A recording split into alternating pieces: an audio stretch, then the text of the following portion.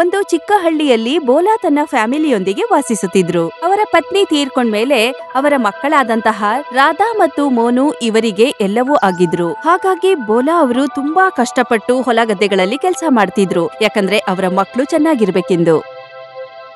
ಅಪ್ಪಾಜಿ, ನೀವೆಷ್ಟು ಕಷ್ಟಪಡ್ತೀರಿ?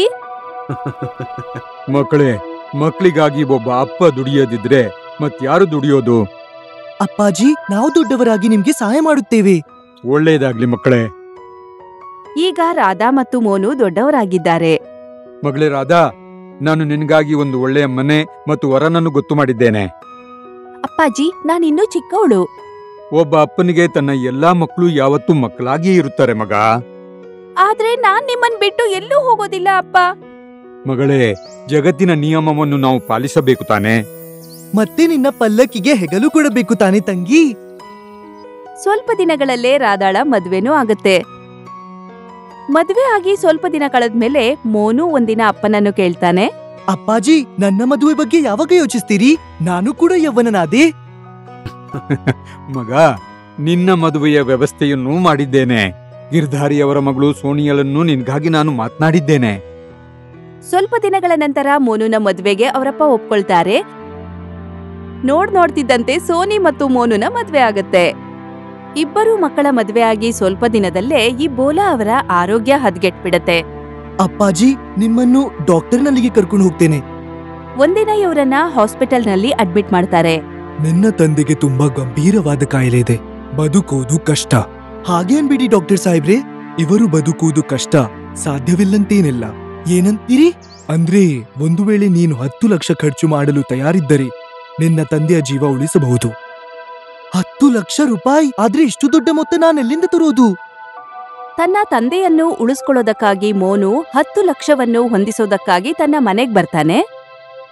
ಸೋನಿ, ಅಪ್ಪಾಜಿಯ ಜೀವಕ್ಕೆ ಅಪಾಯವಿದೆ. ಡಾಕ್ಟರ್ ಹೇಳಿದ್ರು ಅವರ ಜೀವ ಉಳಿಸಬೇಕಾದ್ರೆ 10 ಲಕ್ಷ ರೂಪಾಯಿ ಬೇಕಾಗಿದೆ. ಅಯ್ಯೋ, ನಾವು 10 ಲಕ್ಷ ರೂಪಾಯಿ ಎಲ್ಲಿಂದ ತರೋದು? ಈ ಆಭರಣ ನಮ್ಮ ಯಾವ ಕೆಲಸಕ್ಕಾಗಿ? ಅಪ್ಪಾಜಿ ಜೀವನ ಪರ್ಯಂತ ದುಡಿದು ಬಂಗಾರ ಮಾಡಿಸಿದ್ದಾರೆ. ಇವತ್ತು ಈ ಬಂಗಾರ ಅವರ ಚಿಕಿತ್ಸೆಗಾಗಿ ಉಪಯೋಗಿಸೋಣ. ನಿಮ್ ತಲೆ ಸರಿ ಇದೆ ತಾನೆ? ಅವರು ಚಿನ್ನವನ್ನು ನಮ್ಗಾಗಿ ಕೊಟ್ಟಿರೋದು, ಅವ್ರ ಚಿಕಿತ್ಸೆಗಲ್ಲ. ಆದ್ರೆ ಅವರ ಚಿಕಿತ್ಸೆ ಮಾಡಿಸದಿದ್ದರೆ ಸತ್ತು ಹೋಗ್ತಾರೆ. ಸತ್ತೋದ್ರೆ ಹೋಗ್ಲಿ ಬಿಡಿ, ಸ್ವಲ್ಪ ತಲೆ ಓಡ್ಸಿ.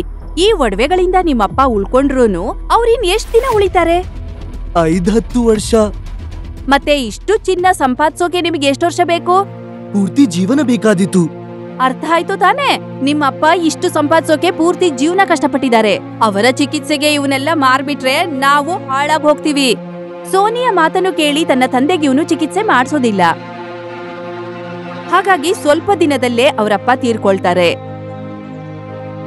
ಬೋಲಾನ ತಂದೆ ತೀರ್ಕೊಂಡ್ಮೇಲೆ ಎಲ್ಲರೂ ದುಃಖದಲ್ಲಿರ್ತಾರೆ. ಈಗ ಇವರ ಅಂತ್ಯ ಸಂಸ್ಕಾರದ ತಯಾರಿ ನಡೀತಿದೆ. ಅಪ್ಪಾಜಿ, ನಿಮ್ಮನ್ನು ಉಳಿಸ್ಕೊಳ್ಳೋಕೆ ನಾವ್ ಏನೇನ್ ಮಾಡ್ಲಿಲ್ಲ. ನಾನು ನನ್ನ ಒಡವೆಗಳನ್ನು ಮಾರಿ ಅಂತ ಹೇಳಿದ್ದೆ, ಆದ್ರೂ ಏನು ಪ್ರಯೋಜನ ಆಗ್ಲಿಲ್ಲ. ಹೌದು ಅಪ್ಪಾಜಿ, ಸೋನಿ ನನ್ಗೆ ಅದನ್ನೇ ಹೇಳಿದಳು. ಸಂಜೆ ಆಗುತ್ತಲೇ ಶವವನ್ನು ಎತ್ತಲಾಗುತ್ತೆ. ಶ್ರೀರಾಮ್ ಜೈ ರಾಮ್, ಶ್ರೀರಾಮ್ ಜೈ ರಾಮ್, ಶ್ರೀರಾಮ್ ಜೈ ರಾಮ್, ಶ್ರೀರಾಮ್ ಜೈ ರಾಮ್. ಈಗ ಬೋಲಾ ಅವರನ್ನ ಹೀಗೆ ಕರ್ಕೊಂಡು ಹೋಗ್ತಾ ಇರ್ತಾರೆ. ಆಗ ಅಲ್ಲಿಗೆ ಶೇರ್ ಸಿಂಗ್ ಬಂದ್ಬಿಡ್ತಾರೆ. ಶವವನ್ನು ಇಲ್ಲೇ ಇಟ್ಬಿಡು. ಶೇರ್ ಸಿಂಗ್, ಶವವನ್ನು ಯಾಕೆ ನಿಲ್ಲಿಸುತ್ತಿದ್ದೀರಿ? ನಮ್ಮಿಂದೇನಾದ್ರೂ ತಪ್ಪಾಯ್ತೆ? ತಪ್ಪು ನಿನ್ನಿಂದಲ್ಲ, ನಿನ್ನ ಅಪ್ಪಾಜಿಯಿಂದ ಆಗಿದೆ. ನನ್ನ ಅಪ್ಪಾಜಿಯಿಂದ? ನನ್ನ ಅಪ್ಪಾಜಿಯಿಂದ ಏನ್ ತಪ್ಪಾಗಿದೆ ಶೇರ್ ಸಿಂಗ್? ಅದೇ ನಿನ್ನ ಅಪ್ಪಾಜಿ ನನ್ನ 10 ಲಕ್ಷ ರೂಪಾಯಿ ಕೊಡದೆ ಸತ್ತು ಹೋದ. 10 ಲಕ್ಷ? ಹೌದು, ನಿನ್ನ ಅಪ್ಪಾಜಿ ನನ್ನಿಂದ 10 ಲಕ್ಷ ರೂಪಾಯಿ ಸಾಲ ಪಡೆದಿದ್ದ. ಎಲ್ಲಿಯವರೆಗೆ ನನ್ನ 10 ಲಕ್ಷ ರೂಪಾಯಿ ಸಿಗೋದಿಲ್ಲ ಅಲ್ಲಿಯವರೆಗೆ ಬೋಲನ ಶವ ಕೊಂಡು ಹೋಗಲು ಬಿಡೋದಿಲ್ಲ. ಶೇರ್ ಸಿಂಗ್ ನ ಮಾತ್ ಕೇಳಿ ಎಲ್ರಿಗೂ ಆಶ್ಚರ್ಯ. ಎಲ್ಲರೂ ನಿಮ್ಮ ನಿಮ್ಮ ಮನೆಗೆ ಹೋಗಿರಿ, ಇಲ್ಲದಿದ್ರೆ ಎಲ್ಲರನ್ನು ನಾನು ಕೊಂದು ಬಿಡ್ತೇನೆ. ಶೇರ್ ಸಿಂಗ್ ನ ಭಯದಿಂದ ಎಲ್ರೂ ಅಲ್ಲಿಂದ ಹೊರಟೋಗ್ತಾರೆ. ನೀವು ಅಲ್ಲಿಂದ ಇಷ್ಟು ಬೇಗ ಹೇಗ್ ಬಂದ್ರಿ? ಈಗ ಅಪ್ಪಾಜಿಯ ಅಂತಿಮ ಸಂಸ್ಕಾರ ಆಗಲು ಸಾಧ್ಯವಿಲ್ಲ. ಅಂತ್ಯ ಸಂಸ್ಕಾರ ಆಗೋದಿಲ್ಲ? ಯಾಕೆ? ಅಪ್ಪಾಜಿ ಶೇರ್ ಸಿಂಗ್ ನಿಂದ 10 ಲಕ್ಷ ರೂಪಾಯಿ ಸಾಲ ಪಡೆದಿದ್ದಾರೆ. ಹಣವನ್ನು ವಾಪಸ್ ಕೊಡದಿದ್ದರೆ ಶೇರ್ ಸಿಂಗ್ ಅಂತಿಮ ಸಂಸ್ಕಾರ ಮಾಡಲು ಬಿಡುವುದಿಲ್ಲ. ಮೋನು ತನ್ನ ಪತ್ನಿಗೆ ಹೇಳ್ತಾರೆ, ಈಗ ಒಂದು ಮಾತು ಹೇಳ, ಆ ಆಭರಣವನ್ನು ನನ್ಗೆ ಕೊಡ್ತೀಯಾ? ನೀವು ಆ ಚಿನ್ನವನ್ನು ಶೇರ್ ಸಿಂಗ್ಗೆ ಕೊಟ್ಟು ತಂದೆಯ ಅಂತ್ಯ ಸಂಸ್ಕಾರ ಮಾಡ್ಬೇಕು ಅಂತಿದ್ದೀರಾ? ಹೌದು, ಒಂದು ವೇಳೆ ನೀನ್ ಒಪ್ಪಿದ್ರೆ. ನೋಡಿ, ನಾನ್ ಅವಾಗ್ಲೂ ಇದೇ ಹೇಳಿದ್ದೆ, ಈಗ್ಲೂ ಅದನ್ನೇ ಹೇಳ್ತೀನಿ. ಒಡವೆ ಏನಾದ್ರೂ ಮಾರ್ಬಿಟ್ರೆ ನಾವ್ ಹಾಳಾಗ್ ಹೋಗ್ತೀವಿ. ನಿಮ್ಮ ತಂದೆ ಹೇಗಿದ್ರು ತೀರ್ಕೊಂಡಿದ್ದಾರೆ. ಅಂತ್ಯ ಸಂಸ್ಕಾರ ಮಾಡ್ಲಿ ಬಿಡ್ಲಿ ಅದ್ರಿಂದ ಏನಾಗುತ್ತೆ? ಹಾ, ಶೇರ್ ಸಿಂಗ್ ನನ್ನ ತಂದೆಯ ಶವವನ್ನು ಇಟ್ಟುಕೊಂಡು ಏನ್ ಮಾಡ್ತಾನೆ? ನಿನ್ನ ವಿಚಾರ ಸರಿ ಸೋನಿ. ನಾವು ನಮ್ಮ ಚಿನ್ನ ಶೇರ್ ಸಿಂಗ್ಗೆ ಕೊಡುವುದು ಬೇಡ. ಬೇಕಾದ್ರೆ ಅಪ್ಪಾಜಿಯವರ ಅಂತ್ಯ ಸಂಸ್ಕಾರ ಆಗಲಿ ಆಗದಿರ್ಲಿ. ಮೋನು ತನ್ನ ಪತ್ನಿಯ ಮಾತನ್ನು ಕೇಳಿ ಶೇರ್ ಸಿಂಗ್ಗೆ ದುಡ್ಡು ಕೊಡೋದಕ್ಕೆ ಹೋಗೋದಿಲ್ಲ. ಇಲ್ ನೋಡಿದ್ರೆ ಶೇರ್ ಸಿಂಗ್ ಇವರ ಅಂತ್ಯ ಸಂಸ್ಕಾರ ಮಾಡೋದಕ್ಕೆ ಬಿಡ್ತಿಲ್ಲ. ಈ ವಿಷಯ ಅತ್ತೆ ಮನೆಯಲ್ಲಿರುವಂತಹ ಬೋಲಾನ ಮಗಳಿಗೆ ಗೊತ್ತಾಗುತ್ತೆ. 10 ಲಕ್ಷ ರೂಪಾಯಿಗೋಸ್ಕರ ನಮ್ ತಂದೆ ಅಂತ್ಯ ಸಂಸ್ಕಾರ ಆಗ್ತಿಲ್ವಾ? ನಾನು ನನ್ನ ಒಡವೆಗಳನ್ನ ಶೇರ್ ಸಿಂಗ್ಗೆ ಕೊಟ್ಟು ನಮ್ ತಂದೆ ಅಂತ್ಯ ಸಂಸ್ಕಾರ ಮಾಡಿಸ್ತೀನಿ. ರಾಧಾ ತನ್ನ ಒಡವೆಗಳನ್ನ ತಗೊಂಡು ಶೇರ್ ಸಿಂಗ್ ಬಳಿ ಬರ್ತಾಳೆ. ಶೇರ್ ಸಿಂಗ್, ಈ ಒಡವೆಗಳನ್ನ ತಗೊಳ್ಳಿ. ನಮ್ ತಂದೆ ಅಂತ್ಯ ಸಂಸ್ಕಾರ ಮಾಡೋಕ್ ಬಿಡಿ. ನೀನು ಯಾರು ಮಗಳೇ? ಇವ್ರು ನನ್ನ ತಂದೆ. ಅಂದ್ರೆ ನೀನು ಬೋಳನ ಮಗಳ? ಹಾ. ಮಗಳು ಕೊನೆಗೂ ಮಗಳೇ ಆಗಿರ್ತಾಳೆ. ನನಗೆ ನಿನ್ನ ಮೇಲೆ ಹೆಮ್ಮೆ ಇದೆ ಮಗಳೇ. ಇನ್ನು ನನಗೆ ಆಭರಣಗಳ ಅಗತ್ಯವಿಲ್ಲ.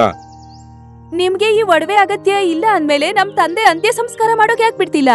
ನಿಮಗೆ ನಿಮ್ಮ 10 ಲಕ್ಷ ರೂಪಾಯಿ ಬೇಡವಾ? ಅಲ್ಲ, ನಿಜವಾಗಿಯೂ ನಿನ್ನ ತಂದೆಯಿಂದ ನನಗೆ ಹಣ ಬರ್ಬೇಕಾಗಿಲ್ಲ. ನಾನು ಅವರಿಗೆ ಹಣ ಕೊಡ್ಬೇಕು. ನಿಮಗೆ ದುಡ್ಡು ಬೇಕಿಲ್ಲ ಅಂದ್ಮೇಲೆ ಈಗ ಯಾಕೆ ಮಾಡಿದ್ರಿ? ನಾನು ಪರೀಕ್ಷಿಸುತ್ತಿದ್ದೆ ಬೋಳನ ನಿಜವಾದ ಹಕ್ಕುದಾರರು ಯಾರು ಅಂತ. ಯಾವ ಹಣವನ್ನು ಬೋಳ ನನಗೆ ಸಾಲವಾಗಿ ನೀಡಿದ್ದ, ಆ ಹಣವನ್ನು ಅವನ ನಿಜವಾದ ಹಕ್ಕುದಾರರ ಕೈಯಲ್ಲಿ ಕೊಡಲು ಇಚ್ಛಿಸುತ್ತಿದ್ದೆ. ಇಗೋ ಮಗಳೇ, ನಿನ್ನ ಅಪ್ಪಾಜಿಯ ಸೊತ್ತು. ನನ್ನ ಅಣ್ಣನೂ ನಿಜವಾದ ವಾರಸುದಾರ. ನೀವ್ ಅವ್ರಿಗ್ಯಾಕೆ ಹಣ ಕೊಡ್ಲಿಲ್ಲ? ನಿನ್ನ ಅಣ್ಣ ನಿನ್ನ ಅಪ್ಪಾಜಿಯ ಶವವನ್ನು ಬಿಟ್ಟು ಓಡಿ ಹೋದ. ಆದರೆ ನೀನು ನಿನ್ನ ಅಪ್ಪಾಜಿಯ ಅಂತಿಮ ಸಂಸ್ಕಾರ ಮಾಡೋದಕ್ಕೆ ತನ್ನ ಎಲ್ಲ ಆಭರಣ ತಗೊಂಡು ಬಂದೀಯ. ಆದ್ದರಿಂದ ನನ್ನ ದೃಷ್ಟಿಯಲ್ಲಿ ಬೋಳನ ನಿಜವಾದ ಹಕ್ಕುದಾರಿ ನೀನಾಗಿರುವೆ ಮಗಳೇ. ಇನ್ನು ಈ ಹಣವೆಲ್ಲ ನಿಂದು. ನೀನು ತೋರಿಸಿಕೊಟ್ಟೆ ಮಗಳು ಮಗನಂತೆಯೇ ಕಡಿಮೆ ಇಲ್ಲ ಅಂತ. ನಂತರ ರಾಧಾ ಮತ್ತು ಶೇರ್ ಸಿಂಗ್ ಸೇರ್ಕೊಂಡು ಅಂತ್ಯ ಸಂಸ್ಕಾರ ಮಾಡ್ತಾರೆ. ನನ್ನನ್ನು ಕ್ಷಮಿಸು ತಂಗಿ. ನಾನು ಅಪ್ಪಾಜಿಯವರಿಗಾಗಿ ಏನನ್ನೂ ಮಾಡ್ಲಿಲ್ಲ. ಅಣ್ಣ, ನಿನಗೆ ನಿನ್ನ ತಪ್ಪಿನ ಅರಿವಾಗಿದೆ ಅಲ್ವಾ? ಹಾಗಿದ್ಮೇಲೆ ನಾನ್ ನಿನ್ನ ಕ್ಷಮಿಸ್ತೀನಿ. ಒಬ್ಬ ಮಗಳು ತನ್ನ ಅತ್ತೆ ಮನೆಯಲ್ಲಿ ಇದ್ಕೊಂಡು ಜವಾಬ್ದಾರಿಯನ್ನು ನಿಭಾಯಿಸಿದ್ರು. ಈ ಕಥೆಯಿಂದ ಏನ್ ತಿಳಿಯುತ್ತೆ ಅಂದ್ರೆ, ಪ್ರೀತಿ ವಿಶ್ವಾಸಕ್ಕಿಂತ ಈ ಶ್ರೀಮಂತಿಕೆ ದೊಡ್ಡದಲ್ಲ ಎಂದು. ನಿಮ್ಗೆ ನಮ್ಮ ವಿಡಿಯೋ ಇಷ್ಟ ಆಗಿದ್ರೆ ಕೂಡಲೇ ನಮ್ಮ ಚಾನೆಲ್ ಅನ್ನ ಸಬ್ಸ್ಕ್ರೈಬ್ ಮಾಡಿ. ಮತ್ತೆ ವಿಡಿಯೋನ ಲೈಕ್ ಮತ್ತೆ ಶೇರ್ ಮಾಡೋದನ್ನ ಮರಿಬೇಡಿ. ಧನ್ಯವಾದ.